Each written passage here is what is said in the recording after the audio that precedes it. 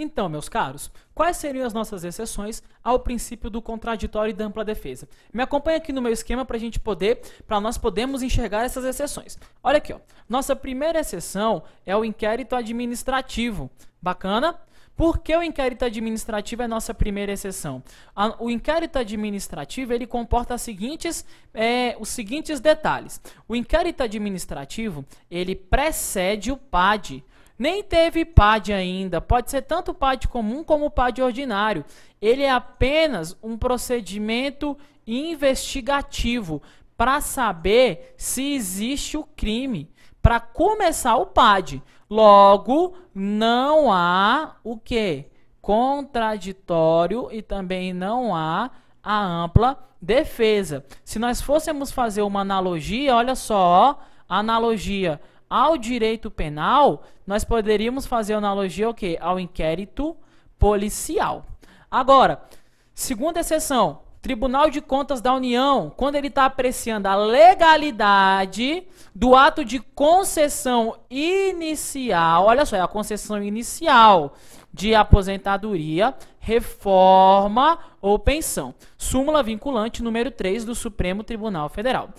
Agora, uma atenção. Nós podemos usar prova emprestada do direito penal no direito administrativo? Podemos, desde que seja a mesma parte, tá bom? Aquela pessoa que no processo penal tem que ser a mesma pessoa no processo administrativo. Não pode ser uma pessoa diferente. Então, ó, tem que ser a mesma pessoa e a prova tem que estar documentada. Não é uma prova que ainda será formada. Tem que estar já dentro do processo. Agora vamos para o nosso próximo princípio. O princípio da segurança jurídica, ele combate as incertezas, as instabilidades na relação jurídica. A sua principal característica é vedar, observe aqui, ó, ele veda a interpretação retroativa da lei. Logo, o que a Constituição traz para a gente? Que a lei ela não pode retroagir, ela não prejudica o direito adquirido, o ato jurídico perfeito e a coisa julgada. O ato jurídico perfeito é aquele ato que já se formou, por exemplo, um contrato.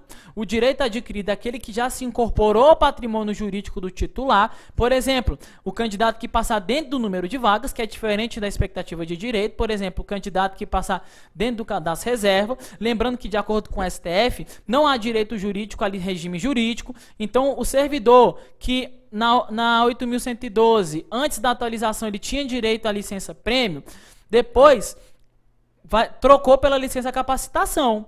Então, quando ele tiver preenchendo os requisitos para capacitação, ele não pode falar, opa, eu quero a prêmio. Ele vai ter que gozar de qual licença? Da capacitação. Mas lembrando que se ele tem que ter 5 anos para tirar a licença prêmio. Estava faltando um dia para ele tirar a licença prêmio, entrou em vigor a licença capacitação. Ele vai ter direito à licença prêmio, mas quando ele voltar a contabilizar de novo, ele vai cair em qual? Na licença capacitação, um regime jurídico novo. E a coisa julgada, que é aquela decisão judicial transitada em julgada, que é aquela que, ó, me observe, não cabe mais recurso. E olha só, quais são as exceções? A ação rescisória, que é no caso de direito civil, tá bom? De processo civil. A revisão criminal, que é no caso de processo penal. E a lei penal nova e benéfica, que é a novatio legius in melior, que é o quê? A lei não pode retroagir, salvo para beneficiar o réu. Então, a lei penal ela pode retroagir para beneficiar o réu. São exceções à coisa julgada. Mesmo que o processo já tenha sido julgado, se surgir uma lei penal nova e melhor, ela vai voltar para beneficiar o réu. Bacana? Agora, nosso próximo princípio. Agora, olha só. Decorrências.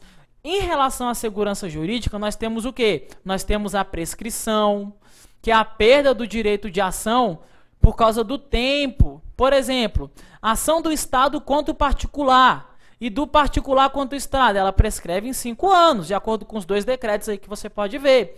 Ação regressiva, para o Estado cobrar do seu agente o dano, ela é imprescritível. A prescrição punitiva funcional, para o Estado aplicar a punição na 8.112, depende. Se for demissão, destituição do cargo em comissão, ou da função de confiança, ou cassação da aposentadoria ou da disponibilidade, ele vai prescrever em 5 anos. Se for suspensão, é 2 anos. Se for advertência, troca aqui para mim, não é um ano, tá bom? Coloca assim para mim, ó, 180 dias. Bacana? Agora vamos lá, joga para a próxima aí, ó. Vamos lá. Decorrências. Quais são as decorrências aqui também? Além da prescrição, nós temos a decadência. A decadência, a prescrição, observe, ó, é a perda do direito de ação. Então, a prescrição é a perda do direito de ação. Enquanto a decadência é a perda do quê? Do próprio direito. É a perda do seu direito. Por exemplo, a administração ela perde o direito de anular os seus próprios atos. A regra, se a pessoa, o terceiro se beneficiar de boa fé, quanto tempo que ela pode anular? Em 5 anos. E se for uma pessoa, um beneficiário de má fé, será o quê? Imprescritível. Agora, preclusão administrativa é a perda de oportunidade dentro do processo administrativo ou quando finaliza uma instância. Então, por exemplo, se você tinha 10 dias para entrar com recurso administrativo e você não entrou com recurso, você teve uma preclusão administrativa. Bacana? Lembrando que o número máximo de instâncias no processo administrativo é de até 3. Agora, princípio da continuidade dos serviços públicos. Continuidade do serviço público. A ideia, qual é a ideia geral desse princípio? E não tem como a administração viver sem os serviços considerados essenciais. Então, olha só, como é que a população vive sem saúde? Como é que a população vive sem educação? Como é que você vai viver sem segurança? Logo, tais serviços eles não podem parar, eles são contínuos, eles são ininterruptos. E um exemplo disso é que quando tiver greve, tem que manter o mínimo de quantos por cento do efetivo? Ó, 30% do efetivo funcionando. Exceções, inadimplemento, que é o não pagamento. Manutenção, que é a ordem técnica. Então, quando você ficar sem pagar, ou quando eles forem cuidar da manutenção, se tiver uma notificação, que é um prévio aviso, o serviço pode ser interrompido. Olha o nosso exemplo aqui, ó. Quando sai na rádio que a sua região vai ficar sem energia.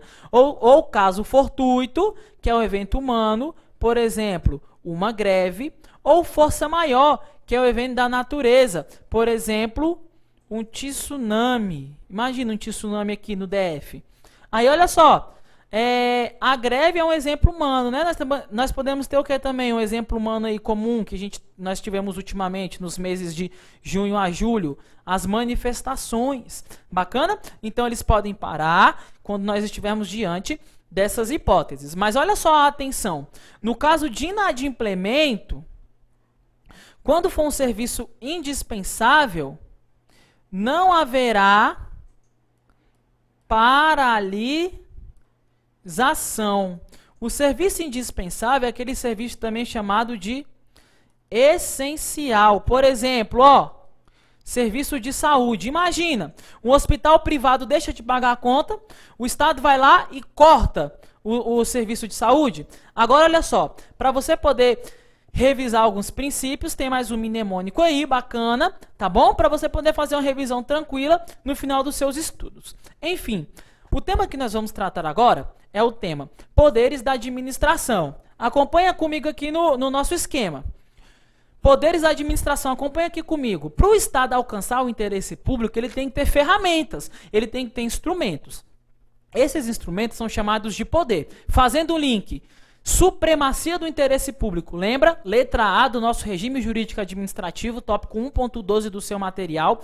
Nesse tópico nós vimos que o Estado tem um poder, que o Estado tem prerrogativas. Afinal de contas, o que seriam esses poderes? Me acompanha aqui comigo, vamos para o nosso esquema. Os poderes são os instrumentos, são as ferramentas usadas pela administração para alcançar o interesse que ela busca. Lembrando que o interesse do Estado sempre vai ser o interesse público. Em decorrência desses poderes, nascem os seguintes deveres. Olha só, poder, dever de agir. Ao mesmo tempo que o agente pode te aplicar a multa, ele não pode abrir mão de agir, então ele tem um poder e ao mesmo tempo tem um dever. O poder, dever de eficiência, o agente público tem que ser eficiente. O poder, dever de probidade, o poder, dever de prestar contas. O agente público que não prestar contas, ele vai incorrendo uma falta grave. E a falta grave nós punimos ela com o quê? Com demissão.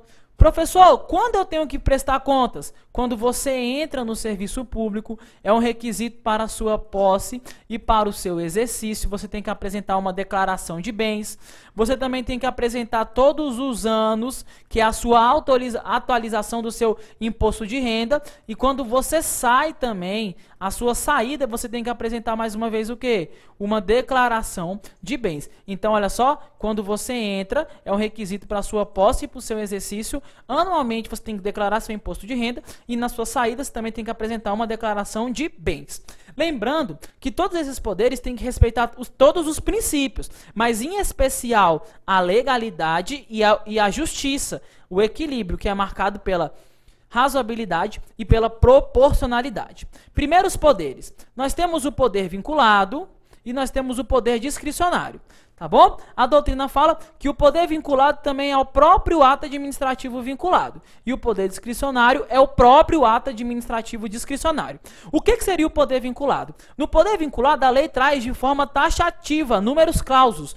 Qual será a atuação do agente público? Ele traz para você, ó, passo a passo, de forma detalhada, diferente do poder discricionário, que ele traz um rol de opções, um rol meramente exemplificativo, números apertos, para que o agente público escolha a que melhor se enquadre ao caso concreto, ao fato em questão. Exemplo de poder vinculado, ó, aplicação de multa e concessão de licença. Imagina, o agente público pode abrir mão de aplicar multa? Não, então ele deve aplicar, ele é vinculado a isso. O seu chefe, se você tiver um filho, ele não tem que conceder a licença maternidade ou paternidade para você? Ou ele pode escolher se ele vai te conceder? Não, ele deve te conceder essas licenças. Bacana? Agora olha o exemplo de poder discricionário. Não temos várias penas a aplicar para agente público? Ó, advertência, suspensão, demissão. O seu chefe vai ter que escolher a melhor pena que se encaixa ao caso concreto. E olha só, o parcelamento das férias. Lembrando que as férias do servidor, elas podem ser parceladas em até 3 vezes, né? Acumuladas em até 2. Mas olha só, elas podem ser parceladas em até 3. Quem é que vai decidir isso? É seu chefe, tá bom? É um ato administrativo discricionário. Qual é o raciocínio aqui, ó? No poder discricionário existe escolha, existe mérito administrativo, logo existe oportunidade de conveniência. Diferente do poder vinculado, aonde não há escolha. Não há, olha aqui, eu vou riscar para você, não há mérito administrativo, tampouco oportunidade o quê? Inconveniência. Então só existe mérito administrativo dentro de qual poder, meus caros? No nosso tópico 3.2, dentro do poder discricionário. É nele que mora a escolha. Agora atenção, agir fora dos limites da lei, por exemplo, aplicar uma remoção como forma de punição é inadmissível, porque é arbitrariedade. Então a arbitrariedade seria agir fora. Na verdade, coloca aqui, tira esse M, tá? É agir fora dos limites da lei. Por exemplo, remoção como forma de punição. Por quê, professor? Porque, como nós já conversamos, a lei traz o quê para o agente público? Ó, advertência, suspensão, demissão, destituição do cargo em comissão da função de confiança e cassação da aposentadoria e da disponibilidade. Traz remoção como forma de punição? Não. Se ele aplicar remoção como forma de punição, ele está agindo de forma arbitrária. Ele está agindo fora dos limites da lei e nós não aceitamos agir de forma arbitrária. Bacana? Um exemplo de discricionariedade são os conceitos jurídicos indeterminados. São conceitos que, dependendo do grau de inteligência do agente, a interpretação pode variar. Joga aqui comigo, vamos lá? Seguinte, olha só. Os conceitos jurídicos indeterminados, por exemplo, moralidade, boa-fé, interesse público, são conceitos elásticos, são conceitos discricionários, porque dependendo da pessoa que lê o conceito, ele pode mudar, ele pode ter uma interpretação diferenciada. Por exemplo, imagina um sujeito que ele foi padre durante 10 anos, entrou no serviço público, o chefe dele virou para ele e falou bem assim, ó, meu amigo, aqui no serviço público, aqui na minha repartição, todo mundo trabalha de boa-fé. O que ele vai fazer no outro dia? vai rezar a missa, não é? Vai levar um monte de vela, um monte de Bíblia. Na hora que você chegar lá, ele já vai estar rezando a missa para todo mundo. Agora imagina, um outro sujeito morou a vida inteira na favela. Aí ele passou no concurso, o chefe dele pega e fala assim para ele: meu amigo, aqui na minha repartição, todo mundo só trabalha de boa fé. O que ele vai lembrar? Ele vai lembrar do primeiro assalto à mão armada dele, onde ele pegou a arma emprestada com um amigo dele. Um amigo dele entregou a arma para ele e falou bem assim: toma aqui, parceira quadrada, vai na boa fé. Beleza? Então, dependendo de quem lê, do seu consciente de inteligência, pode variar a interpretação desse conceito. Essa variação nós chamamos de conceito jurídico indeterminado. Quem traz isso pra gente é Celso Antônio Bandeira de Mello e é um exemplo de poder discricionário. Agora me acompanha aqui no nosso esquema, voltando. Vamos lá. Seguinte. Poder hierárquico. O poder hierárquico traz a organização, me acompanha, da administração. E quais suas características? Ele é dentro da mesma pessoa jurídica. Se ele é dentro da mesma pessoa jurídica, ele é interno. O poder hierárquico não está presente entre pessoas jurídicas distintas. Logo, nós não temos poder hierárquico entre a administração direta, que você já conhece, que é a União, os estados, o DF e os municípios, e entre quem? A administração indireta, que são as autarquias, as fundações públicas, as empresas públicas e a sociedade de economia mista. Entre a administração direta e a administração indireta, não existe poder hierárquico. Bacana? O poder hierárquico, ele traz o escalonamento vertical. O vertical é, ó, de baixo para cima, de cima para baixo. Logo, ele fixa os chefes, ele fixa os subordinados, ele traz quais são os órgãos que compõem a estrutura do Estado, as entidades, os agentes. Ele traz também a competência. O que é a competência? É o conjunto de responsabilidade e atribuições acometidas, entregues ao servidor público. Ou seja, é o seu trabalho, é a sua tarefa, é o serviço que você tem que fazer. Seguinte, o agente público, ele não pode transferir a sua competência para outra pessoa, porque isso caracteriza renúncia. E o que significa renúncia? Significa que ele está abrindo mão, salvo quando nós estivermos diante da delegação e a avocação, e a delegação e a avocação, elas estão presentes aonde? Na lei. A lei tem que trazer a avocação e a lei tem que trazer a delegação. Quando acontecer delegação e avocação, elas têm que ser públicas. Elas não podem ser totais, elas têm que ser parciais. E elas têm que ser por tempo determinado. Se o agente público fizer uma delegação total, você abre mão do seu serviço inteiro. Ou você fizer uma delegação por tempo indeterminado, para sempre, você está renunciando, você está abrindo mão. E como você já viu, a competência é irrenunciável. Se o agente público ele delega, só que no meio dessa delegação ele desiste, o que ele vai fazer? Ele vai revogar. Se ele revoga a delegação, ou seja, ele desiste, ele retoma, isso também deve ser publicado. Olha aqui nossa última observação, ó. A sua revogação, ou seja, a sua desistência e retomada, também deve ser publicada. Agora vamos para o próximo, me acompanha. Qual é a diferença da delegação para a avocação? A delegação é quando nós estendemos a competência.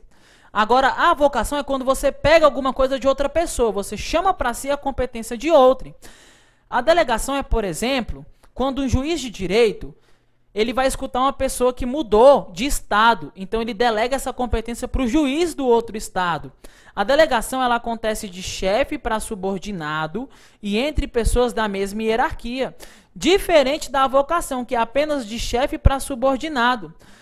A avocação, nós temos um exemplo, por exemplo, nós temos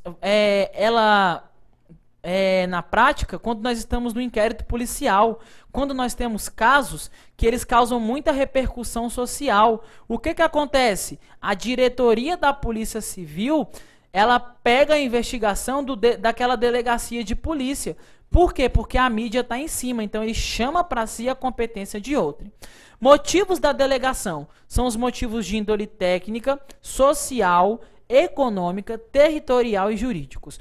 Motivos da avocação são os motivos relevantes, justificantes e considerados determinantes. Agora, atenção, quando nós temos a delegação, que é essa transferência de competência De quem que vai ser a responsabilidade? Da pessoa que entregou, do delegante ou da pessoa que recebeu a competência, do delegado? Obviamente, vai ser daquela pessoa que recebeu a competência, tá bom? Se eu entreguei a competência para você e você causar um dano, quem vai ser responsável é você, o delegado. Olha aqui, ó, a responsabilidade na delegação é do delegado, ou seja, quem recebeu a competência, e não do delegante, aquele que entregou a competência. Agora, cuidado!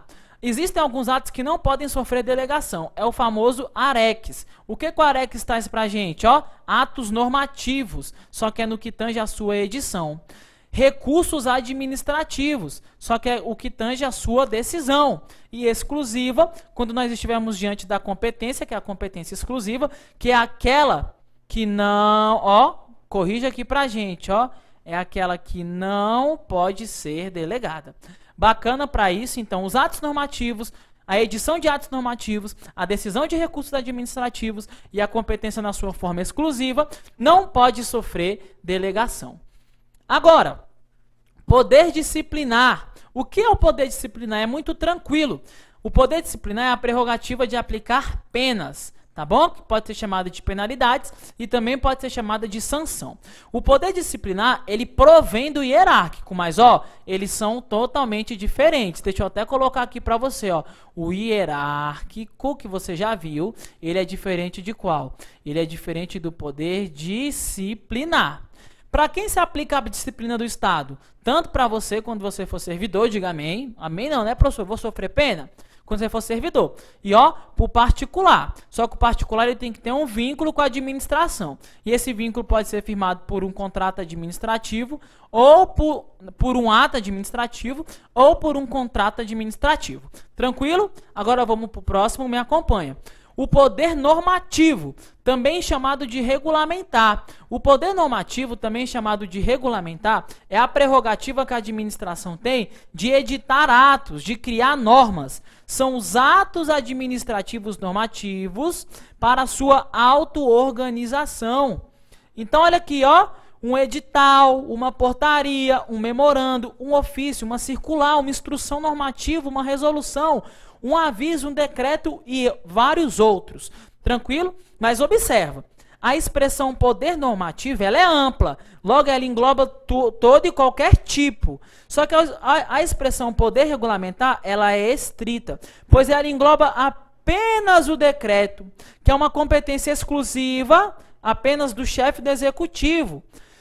E o poder regulamentar, que é o decreto do chefe do executivo, ele revela dois tipos de decreto apenas. Quais são esses dois tipos?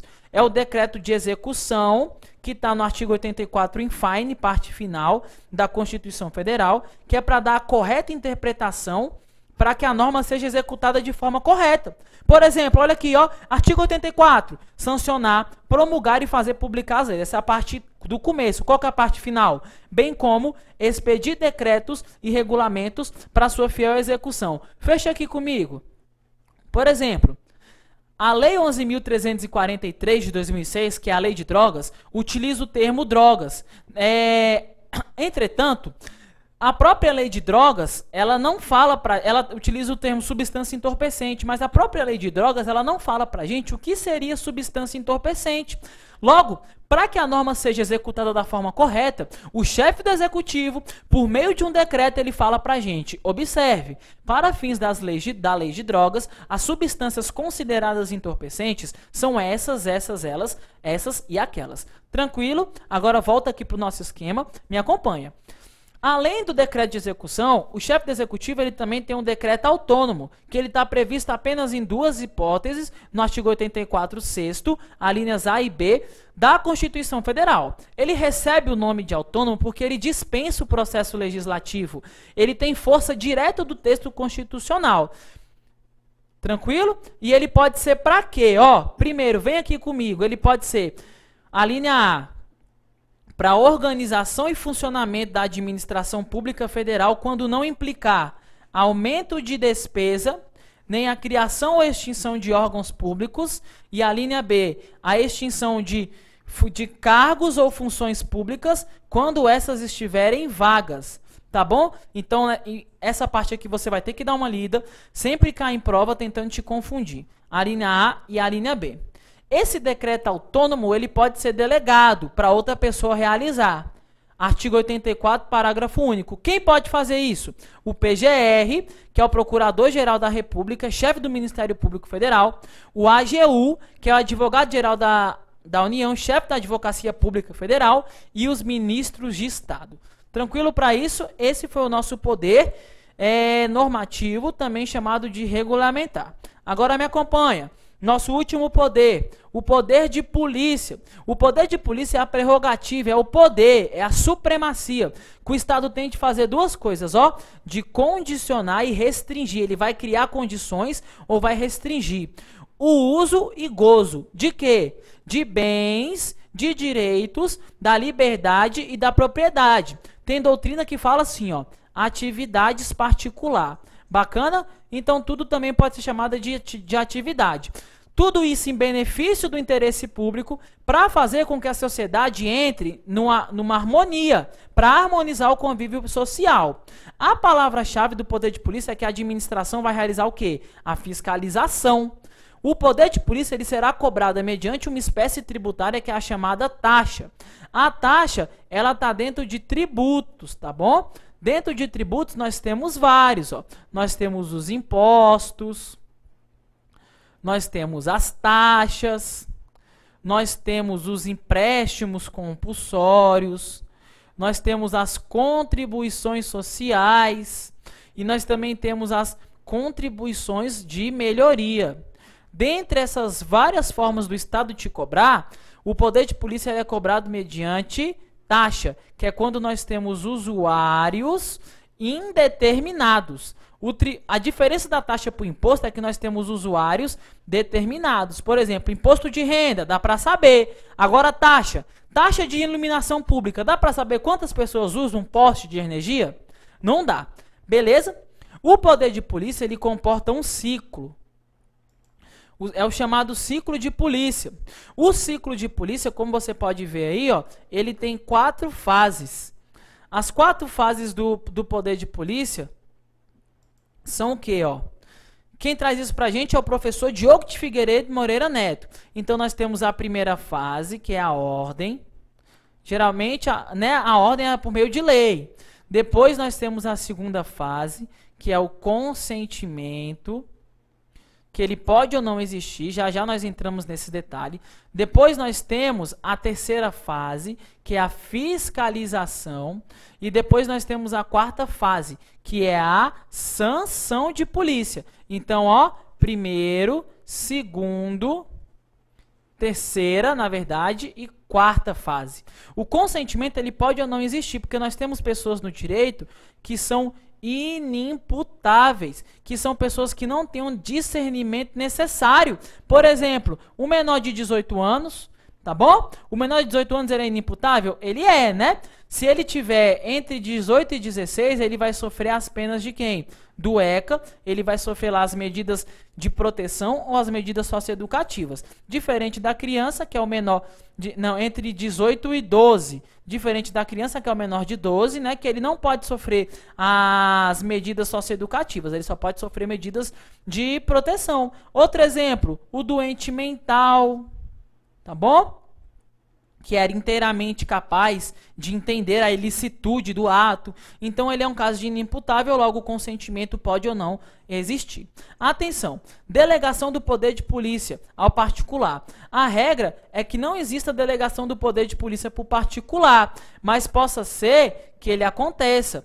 Quando que nós teremos a delegação do poder de polícia para o particular? Observe, nós só podemos delegar os aspectos materiais do poder de polícia. Então, o que acontece aqui nesse caso? Ó, isso aqui é proveniente de um julgado de Minas Gerais.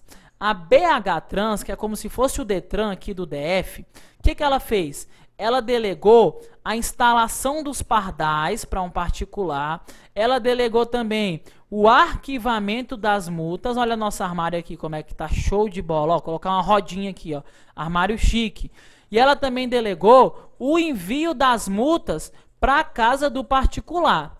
O que o Tribunal de Justiça falou? Olha só, A atividade final você não pode delegar, você só pode delegar a atividade meio, que são os aspectos materiais. Então você pode delegar para o particular a instalação dos pardais, você pode delegar para o particular o arquivamento das multas, mas você não pode delegar para o particular o envio da multa para a sua casa. Tranquilo? Entretanto, o poder de polícia, ele possui alguns atributos, que é o famoso CAD, que significa aquilo que você vai ver comigo daqui a pouquinho no nosso próximo bloco.